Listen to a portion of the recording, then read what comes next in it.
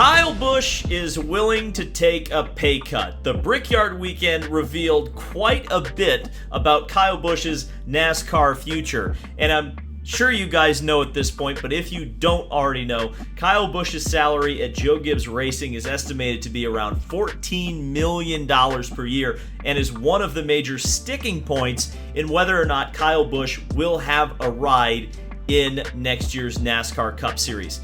In this video, we will talk about that and much more in the world of racing. And while you're here, be sure to hit that subscribe button and tell YouTube that you want to stay up to date on the Kyle Busch saga and so much more stuff happening in the world of racing. I don't know if you noticed, but like the Formula One world blew up yesterday. Indycar has been a complete dumpster fire for about 30 days or so.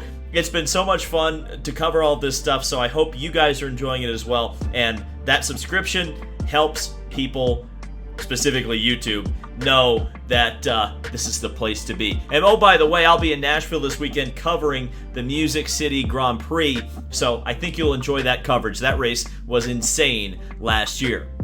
So one of the big things today was that Kurt, not Kyle, announced today that he will not be competing in the NASCAR Cup Series event at Michigan this weekend. He's still suffering from concussion-like symptoms suffered at Pocono. Ty Gibbs will once again fill the number 45 2311 racing car. And by 2023, by the way, it may not just be Kurt Busch that Ty Gibbs will be filling in for in the Toyota camp. There's a lot to suggest that he will be taking the 18 car away from Kyle Busch, especially if Kyle and Joe Gibbs can't come to an agreement about Kyle's future. Now, heading over to IndyCar, open wheel for just a little bit. Alexander Rossi won the IndyCar race at the Brickyard on Saturday. However, it was announced today that IndyCar penalized the team $25,000 today and docked 20 points from each the team and the drivers' championships for the car being found underweight. And exactly how it was underweight is a very curious situation. This quote comes from IndyCar president Jay Fry explaining the penalty. From a sporting perspective, the car met the minimum requirements, said IndyCar president Jay Fry, but from a technical perspective, the way they achieved the weight is not allowed. To meet the minimum weight, the drink bottle and its contents were used as car ballast, which is not permitted and why the team is being fined and penalized. Now, my understanding, this has not been officially released, but the car was apparently, once that drink bottle was removed, 0.8 of a pound underweight. How much of a difference could that much weight make? That's hard to say. Would it make 3 seconds of difference over the course of the race? That's about the distance that Alexander Rossi won the Brickyard Grand Prix by over Christian Lundgaard. Maybe. I certainly think there's something to be said about the legality of the car and whether or not Alexander Rossi actually deserved that win. Now, that being said, the car was still at the weight it was supposed to be. It just didn't account for there being the weight of a drink bottle. So it's kind of funny that we're at the point where we're talking about that small amount of weight. But then when you look over at the NASCAR side of things, a win got taken away for an extra layer of tape. So there's definitely a weird precedent going on in racing right now where cars that don't quite meet the rules are either winning or not winning races, and it seems fairly arbitrary. It has to be said, though, across the course of IndyCar racing history, it's very, very difficult to find an example of a win actually being taken away post-race. There are several examples of wins being taken away during the course of the race. I can think of Scott Goodyear at Indy in 1995 is a great example. Helio Castroneves at Edmonton in 2010 is another great example. But after the race, there's a couple of examples. Indy 1981 with Bobby Unser, that went to court and was eventually reinstated. 1995, Jimmy Vasser was awarded the win after Al Unser Jr. crossed the line first at Portland. That win was eventually reversed back to Al Unser Jr. through the court system. So maybe it's just the fact that there's already enough court drama going on in IndyCar right now, and they don't need any more of that. But a win typically is not taken away in IndyCar, no matter what the infraction. Speaking of Indy, I just wanted to clean up a little bit of a point from this weekend and the NASCAR race. I saw this narrative kind of forming, which I thought was very interesting, which is that everyone seemed to be talking about how crazy the race was and how stupid it was and how no one had any respect. I just need to say this. What NASCAR do you think you've been watching for probably the last 5 years, or at least since 2015 when they started reducing horsepower?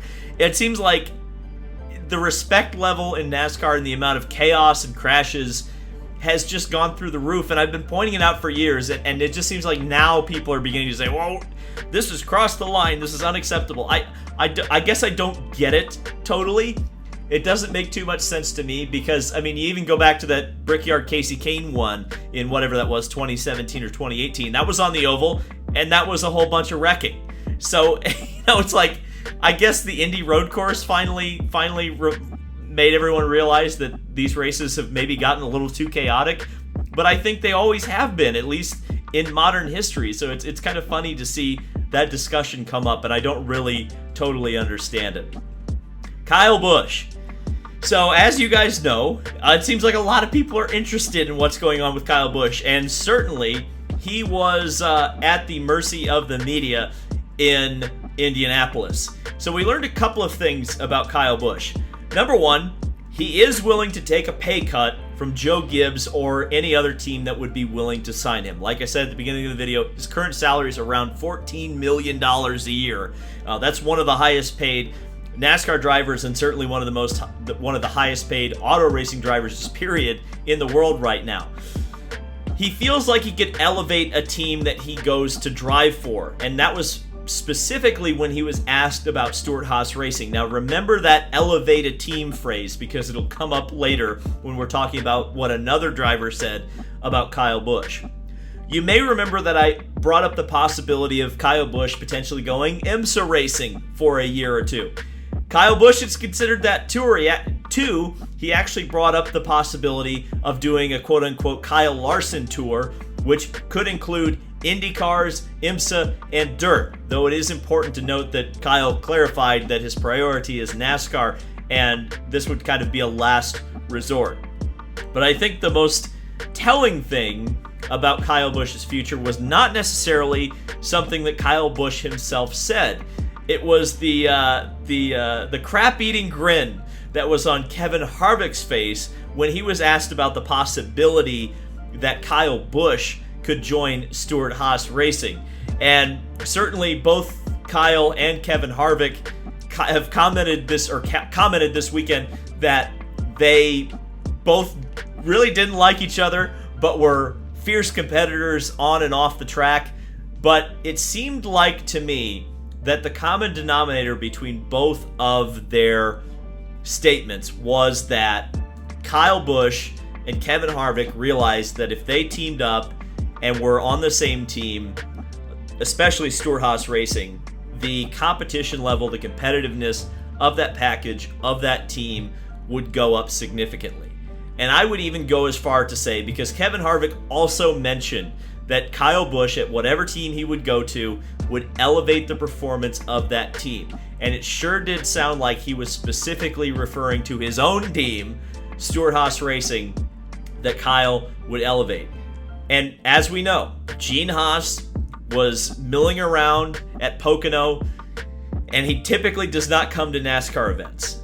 The 41 car apparently is up for grabs. It sounds like Cole Custer is on the hot seat, potentially there. And I think the general consensus that I continue to hear about Cole Custer is he's a good driver, but is he a next level driver? Is he going to bring, or does he have the capability to take a mid-pack car and run top 10? Kyle Busch certainly has that ability.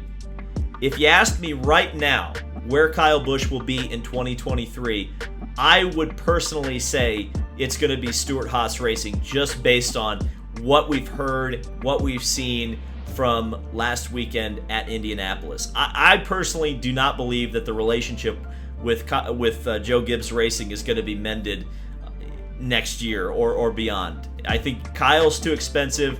I think Joe Gibbs sees the future, and that future for his team is Ty Gibbs. But like I said, I'm sure we'll learn more as the weeks and potentially months go on. So I hope you guys will be there with me. Thank you guys so much for watching. This has been David Land on YouTube. Like I said, big week. Music City Grand Prix in Nashville. I'm sure there'll be even more stuff dropping as the days go on. We'll see you there.